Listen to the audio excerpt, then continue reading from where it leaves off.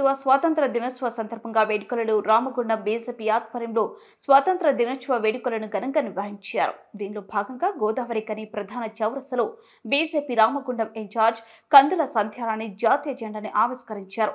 చౌరస్తాలో బీజేపీ నాయకులు కార్యకర్తలు జాతీయ జెండాల్ని ప్రదర్శించిన తీరు దేశభక్తిని చాటి అందరినీ ఆకట్టుకుంది.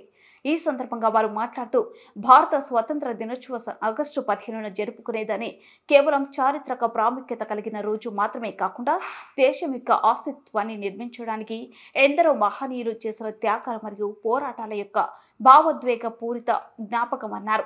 ప్రతి సంవత్సరం త్రివర్ణ పతాకం ఎగురవేయడంతో కోట్ల మనస్సుల్లో భావోద్వేగాలు ఉప్పొంగుతాయని, స్వయం పాలన శృంఖలాలను తెంచేందుకు పోరాడిన రక్తం చెమట పోరాటం కన్నీళ్లను గుర్తు చేస్తుందని అన్నారు.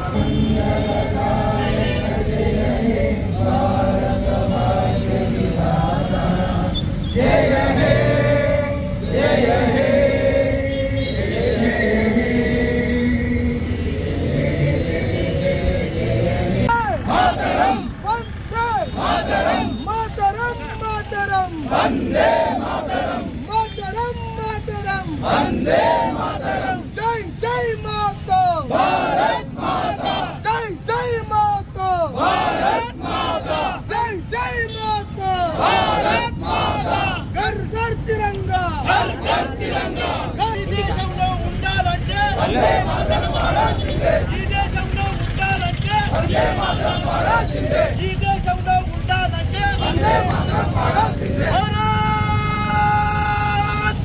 माता की जय जय श्री राम हर घर तिरंगा हर घर तिरंगा हर घर तिरंगा हर घर तिरंगा हर घर तिरंगा भारत की जय भारत की जय जय जय माता भारत तिरंगा हर घर तिरंगा हर घर तिरंगा हर घर तिरंगा वंदे जय किसान गली में देखो दिल्ली में देखो भारत माता गली में देखो दिल्ली में देखो भारत माता गली में देखो दिल्ली में देखो भारत माता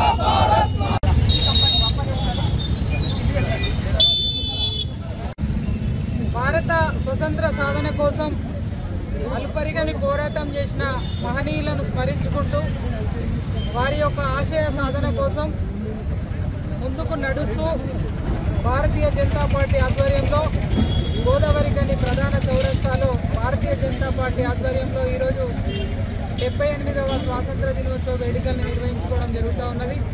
ఈ సందర్భంగా రామగుండం నియోజకవర్గ ప్రజలందరికీ కూడా హృదయపూర్వక స్వాతంత్ర దినోత్సవ శుభాకాంక్షల్ని తెలియజేస్తా ఉన్నాను.